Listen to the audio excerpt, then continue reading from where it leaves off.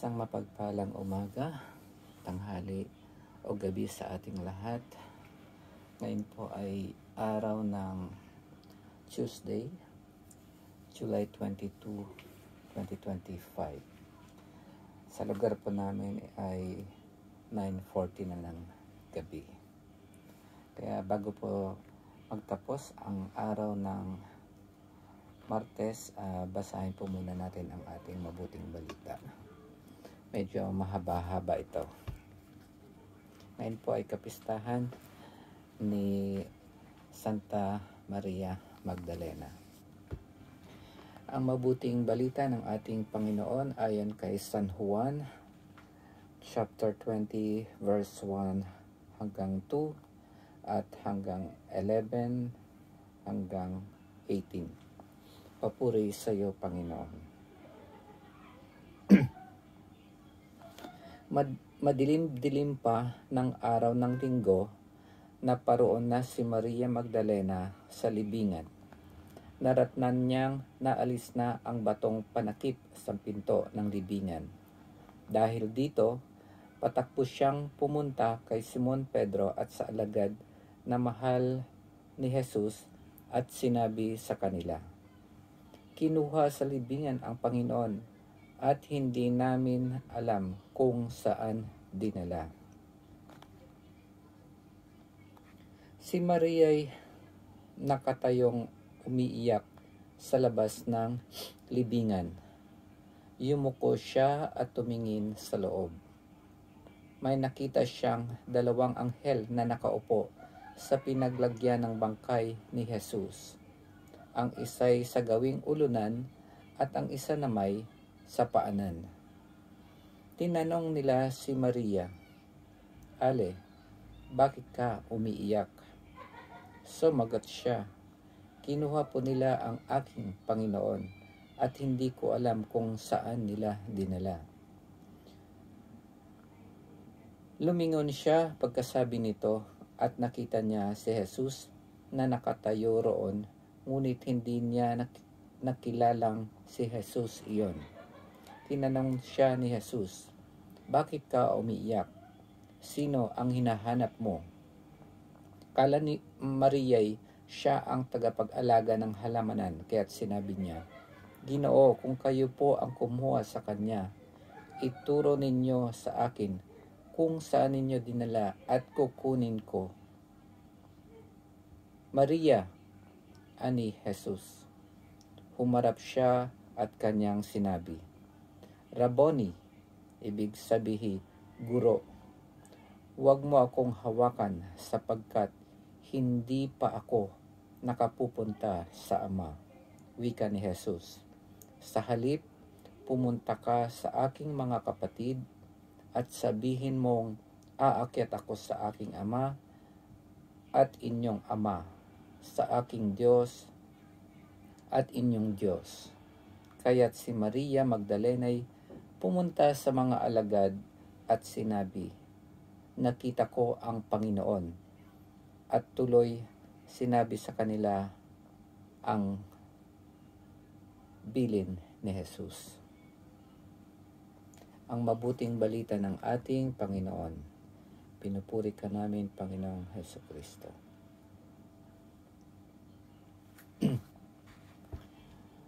Maganda sigurong ating himay-himayin ang ating mabuting balita sa araw na ito. Halos 4 na minuto yung pagbabasa lang ng mabuting balita. Kapistahan ngayon at araw po ng na ipinagdiriwang natin ang kapistahan ni Santa Maria Magdalena.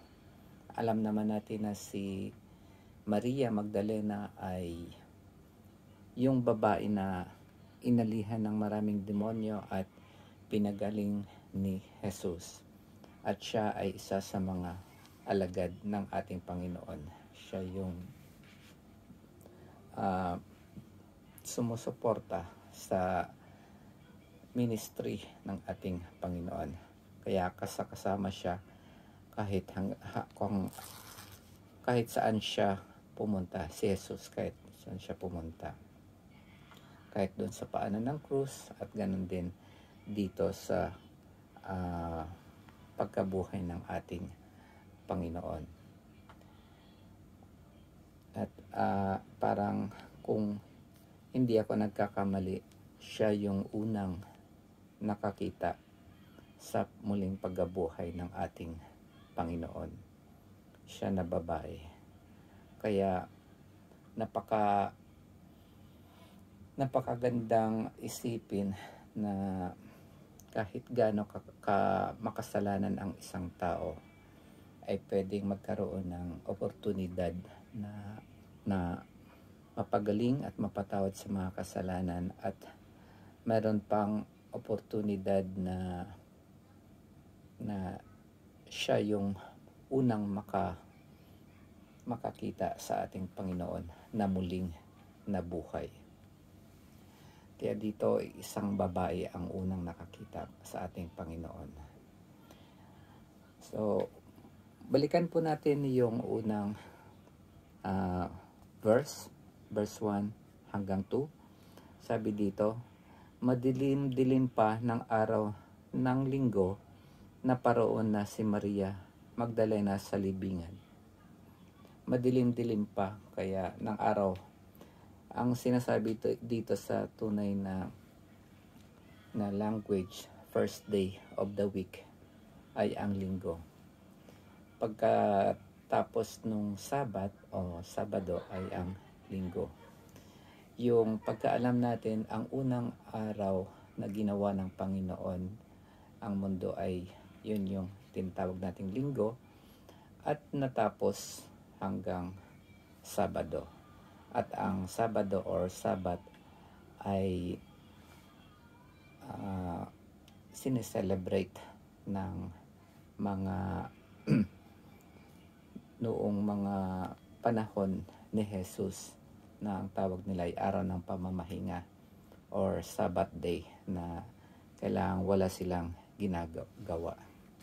Kaya dito ang mga bagong Kristiyano, pagkatapos na nabuhay na maguli ang ating Panginoon, pagkatapos ng Sabado na doon sila nag-worship o nagpupuri at sumasamba sa Diyos, Sabado, pupunta sila sa pribadong lugar para i-celebrate or magkaroon ng misa tuwing linggo. Yun yung pagtanggap sa Eucharistia or Holy Eucharist. Kaya tinatawag natin na yung Sunday na Lord's Day, dahil kung ang first day ang unang araw ng paglikha ng mundo ay Sunday, ito namang pagkabuhay na mag-uli ng ating Panginoon ay ito rin yung unang araw ng bagong mga nilalang, dahil sa panibagong buhay na binibigay sa atin ni Kristo. Kaya kung ang Sabbath day ay 7, masasabi natin yung 8th day na yon ay ang Sunday, the Lord's Day. So dito naman po sa sumunod nun, naratnan niyang naalis na ang batong panakip sa pinto ng libingan. So talagang obvious na may nawala or kinuha, or hindi pa naman nakikita ni Maria Magdalena na wala ang Panginoon doon. Pero meron na siyang kutob na wala na ang Panginoon sa loob ng kanyang libingan. Dahil dito, patakbo siyang pumunta kay Simon Pedro at sa alagad na mahal ni Jesus. Ito yung si Saint John.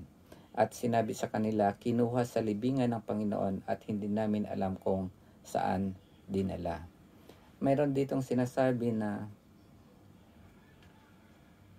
hindi namin alam kung saan dinala. Kaya ang sinasabing namin, hindi lang pala nag-iisa si Maria Magdalena nung pumunta doon sa libingan. Meron din siyang kasamang ibang mga babae pa. Kasi sinasabi dito, hindi namin alam kung saan dinala. Doon po sa verse 11, si Maria ay nakatayong, kasi hindi nalaktawan na natin yung verse 3 hanggang 10, pero yan yung time na pumunta sila Peter tsaka John sa libingan. At pagkatapos nun, nung makita nilang wala ang Panginoon doon, umuwi na sila sa kanilang bahay. At ito na yung sumunod, si Maria ay nakatayong umiiyak sa labas ng libingan. Yumuko siya at tumingin sa loob. Talagang nagdadalamhati ang si Maria kasi talagang mahal niya ang ating Panginoong Jesus. May nakita siyang dalawang anghel na nakaupo sa pinaglagyan ng bangkay ni Jesus. Ang isa ay sa gawing ulunan at ang isa naman sa paanan. Tinanong nila si Maria, "Ale, bakit kayo umiiyak?" Sumagot siya, "Kinuha po nila ang aking Panginoon at hindi ko alam kung saan dinala." Ang aking Panginoon talaga, no? Parang mayroon talaga siyang malalim na relasyon sa ating Panginoon. Kung paano siya makasalanan at kung paano siya pinagaling ng ating Panginoon dahil dun sa pinalayas na demonyo sa kanya, ganun din niya kamahal ang ating Panginoon dahil sa pagpapalaya sa kanya. Lumingon siya pagkasabi nito at nakita niya si Jesus. Kaya nung tinanong ng anghel kung bakit siya umiiyak, at nung sinabi niya na kinuha po nila ang aking Panginoon ay hindi ko alam kung saan dinala, bigla siyang lumingon. Ang ibig sabihin, yung dalawang anghel nandun sa paanan at sa may ulunan, nakita rin siguro nila ang Panginoon. Kaya hindi na nag-antay ng kasagutan pa si Maria sa dalawang anghel. Lumingon na kaagad si Maria. Pero ang sinabi dito, hindi niya nakikilala ang Panginoong Jesus. Kala niya hardinero lang. Kasi parang, kumbaga tigib siya ng kalungkutan or dalamhati. Kaya parang ganun din siguro tayo kapag masyado tayong depressed. Parang hindi natin na makilala yung mga tao na pwedeng tumulong sa atin. At ang sabi dito ng Panginoon, bakit ka umiiyak? Sino ang hinahanap mo? Ayun nga, Ginoo, kung kayo po ang kumuha sa kanya, ituro ninyo sa akin kung saan ninyo dinala at kukunin ko. Maria, yun, nung tinawag na siyang Maria, tsaka niya kaagad na recognize o nakilala ang ating Panginoon. Huwag mo akong hawakan sapagkat hindi pa ako nakapupunta sa Ama. So, itong huwag mo akong hawakan, meron kasing dito may mga explanation o mga paliwanag. Ang madalas na paliwanag dito ay wag mo muna akong hawakan kasi hindi pa naman ako aalis. Parang magkakaroon pa ako ng maraming panahon or araw para makapiling ko kayo. Kaya sabi niya, pumunta ka sa mga alagad at ipamalita mo sa kanila. Parang yun yung ibig niyang sabihin. Ang isa namang interpretation ng iba ay yung ayaw niyang ay ng Panginoong Jesus natin na masyado siyang umasa na katulad kay Lazaro na nabuhay siya uli, na baka ganon yung tingin ni Maria sa kanya, na nabuhay siya ulit at mamumuhay siya ulit sa mundo at ipagpapatuloy niya ang kanyang buhay. Kaya parang ayaw ng ating Panginoon na parang paasahin si Maria na ganon yung kalagayan nung nakita siya. Kaya, pero ang karamihan na pinapanigan na interpretasyon na yung una kong sinabi. Sabi niya, hindi pa ako nakakapunta sa Ama. Sa halip pumunta ka sa aking mga kapatid at sabihin mong aakyat ako sa aking Ama at sa inyong Ama, sa aking Diyos at inyong Diyos. So, dito naman ang magandang paliwanag dito ay yung sabi niya, parang ano to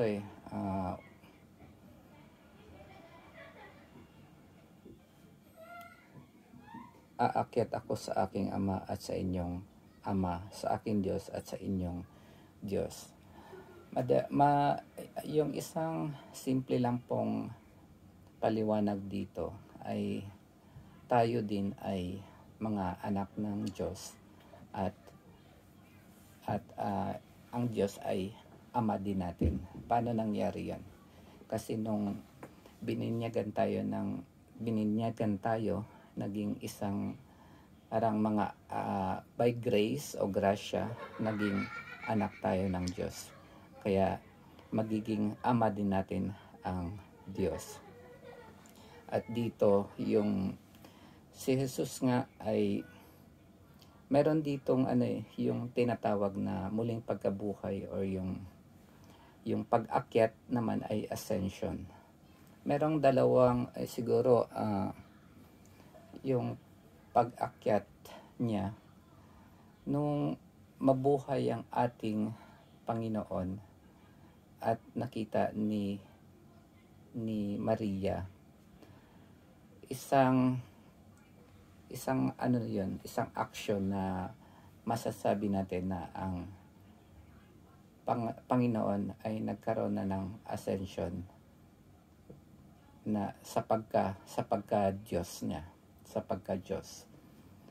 Kasi muli siyang nabuhay at umakyat na siya sa pagka Diyos niya. Tapos yung pangalawa namang action, yung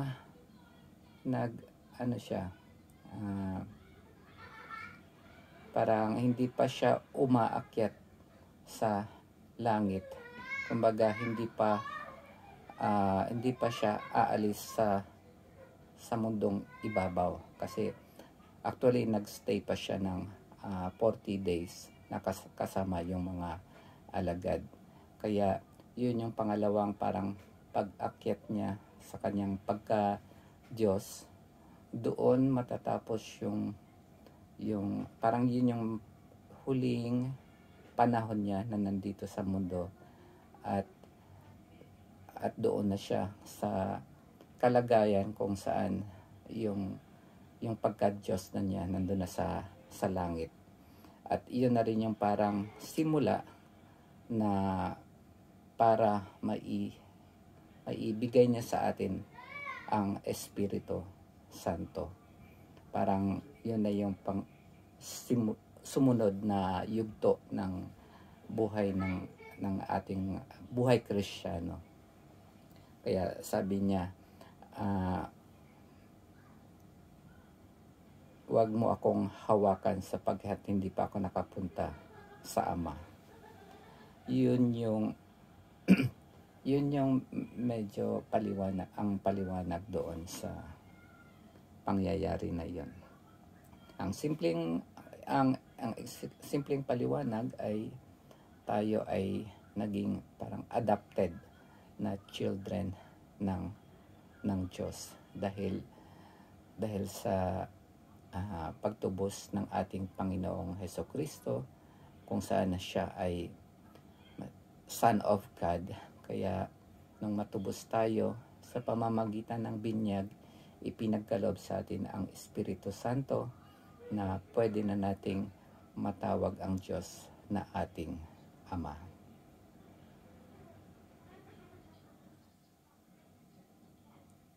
At yun ang unang naging misyon ng ni Santa Maria Magdalena. Siya yung unang nagbalita sa mga alagad na ang Panginoon ay nakita niya at muling nabuhay. Maraming salamat po sa pakikinig mga kapatid. Sana hindi kayo nagsawa sa aking medyo 10 minutes na umabot na ng 20 minutes yung aking explanation. God bless po mga kapatid.